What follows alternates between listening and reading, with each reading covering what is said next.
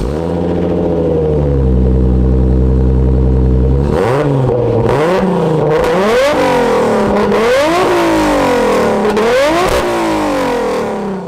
is going on, guys, and welcome back to yet again another video. Welcome back to the blog. In today's video, we have a pretty emotional video. As you can tell by the title, one of my really good friends, Mike, sold his 1JZ WRX. It's been on the channel multiple times. We just recently did a behind the build on it. But as he mentioned, it was for sale and someone actually bought it. Not like someone's going to buy it, like it's gone. So in today's video, we're gonna meet up with him. We're gonna get his reasoning why he actually sold the 1JZ WRX.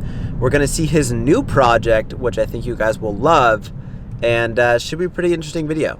So we finally pulled up. We won't show him like this half of the garage. I don't know what the hell's going on, but like exactly like we already said. So the JZ is gone. So we're gonna get a quick explanation on why the Hawkeye is gone. And you guys have already seen Mike's new project, which is the GC here. Few things have came along. I think the last thing I saw was maybe the making of the exhaust manifold, right? Yep. So now the manifold's pretty close to being done-ish. We'll get into it. But so why did the Hawkeye JZ have to leave? It's not so much that it had to leave, but it needed to leave. It needed to leave. Yeah, I mean, like, I would have loved to have kept it and just, you know, tinker with it here and there. But having a second project and having a kid kind of... Yeah, I don't need to have all of it all at once. I can't get rid of the kids, so... The car had to go. It actually went to a really good home. The guy lives down in LA, super into Subarus. Like, he's got an S209, he's got a Type RA. Like, so... Is it on Instagram? You know what it is? Yeah. ORG_STI. I'll look him up. I'll pop him up. Follow the build if you want to continue, but... So hopefully he posts it there. He said it's going to go to Subifest. Oh, shit. It's actually going to get dynoed in 3 weeks. Oh, so he has full plans. Oh, yeah.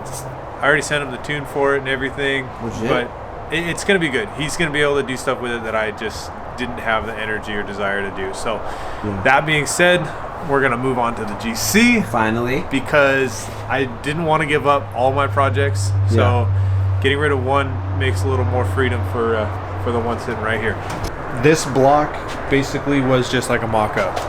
Right, so this is allowing me to build my header, my intake manifold, the cross member, all that stuff. So we're gonna throw this block away at some point because it's not a turbo block, and I have another one already sitting in the shed next door. So is it gonna be 1J or 2? 1J. Okay. It'll have a 2JZ GE head. So basically, I designed my manifold around the GE head because it flows better. Okay. Slightly larger valves, I believe, and I really like this the valve cover style for the GE versus the GTE. Because obviously the Hawkeye was rear-wheel drive. This one obviously is gonna be much different, much harder. Definitely. If you can't figure out why you had to blow out the entire firewall to get this thing back there, because I mean we need room for the axles, which we can get into later, but. This is what's going to make it obviously stand out, is the all-wheel drive. Definitely. Super hard to find all-wheel drive JZ available. And so I bought a whole motor and transmission just for the sump, because the sump has the front diff attached to it, and you can kind of see this is what we're talking about, because in order to get that all-wheel drive system, this is what he needs. Obviously, we need some way to get these axles up here. So let's talk about, like, I guess this setup here, why you had to move the turbo down here instead of obviously running it up here. What are the advantages? Obviously, just what, drivetrain issues? No, actually there were no issues. I really had freedom of where I could put it. And I decided to go with it down here because it allows me to get a really straight shot for my downpipe. Okay. So the downpipe goes real straight, and then it ducks down underneath the car. So I should be able to get about 18 inches of straight tube before I have to make any turns.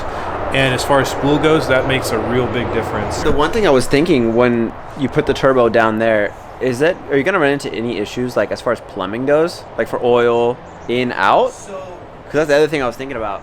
Really low, like it's real close to the oil level. Yeah. But we'll have just enough drop where it's not gonna be a problem. Okay. Worst case, I'll put a pump on it. Yeah. And we'll actually draw oil out. Okay. But I don't think we're gonna need it. I have to verify with my buddy on that end of it. Yeah, I feel like that'd be like the only main issue. You wouldn't have a nice, drop down, and like for the oil could just right, run, exactly. So we may do like a little overflow tank next to it with a dump in that it. way. Yeah, exactly. We just want to make sure that it doesn't build pressure as it's trying to drain. Yeah. And then obviously we went dual wastegate this time. It gives us the ability to control each scroll separately if we chose to. I don't think I will. I'll just open them both at the same time. But this completely keeps them separate from each other.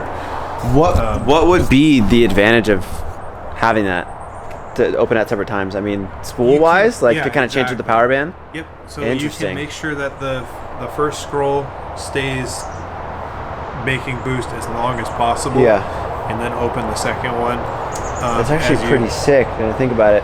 It's a lot of tuning to do. Yeah, I was gonna say it seems super gnarly, but we'll see. If it needs it, we'll do it. If it doesn't, then we'll just keep it simple. As long as it's there, you could, you know. Right. I mean, the only bummer is if I did that, I wouldn't be able to use the boost control solenoid that comes upon the turbo. So it's kind of nice having that there. Like, it's coming together. Oh, dude, it's gonna blow my mind. Dude. It's gonna run tomorrow. It's good. We'll turn this shit on right now. That's pretty much what's gonna happen. The throttle body is gonna get mounted directly to here. So I have another billet plate that I ordered that will get welded to this. And then, like I said, it's just going to run straight to the intercooler here. And because it's V-mount, super short piping, hopefully help us with boost or spool time anyway. I'm hyped now. Dude. I'm hyped. I'm telling you. Like, we have to see it, you know what I'm saying? Like, I had to see it, like, on and everything. Like, you start, like, you know what I'm saying? It was, like, the saddest thing to let the other car go. But as soon as I started working on this You're intake over it manifold, I was, like, excited again. And it's just, like, I know exactly what I want to do. And I learned so much from that first one that I can just put it into this, and it's going to be so much cooler and better than the first one. That's what I always think is, like, if I was to redo my Subaru again, I feel like I could fucking kill it. Like, not, you know, it's still cool, whatever, but, like, the second go-around is, like, you already know all the mistakes, you know what's good, you know what's bad, like, you can just go in, you know, so. Exactly, and that's pretty much the way I'm looking at this is I learned a lot, and I can just take every last little bit that I learned and turn it into something better. All right, and I think that's it. We're just heading out from Mike's house. I gotta go get some work done at the house. But I thought you guys definitely would like to know the reasoning why he got rid of the JZ and also the build plans of the new JZ build, which is gonna be all-wheel drive, it's a GC, it's gonna be freaking sick. So I know you guys are really, really excited for that. And now that he's obviously got some extra play money for the GC, that thing is going to be ramped up a lot faster now that he doesn't have the other build. So I'm really hyped on it. I know it's sad to see one build go, but the other one is coming in hot. So we're really, really stoked in it. Hope you guys are too. Make sure to give Mike a follow as well if you want to keep an update on his build. And that's gonna be it. Hope you guys enjoyed. Catch you on the next one. Peace out.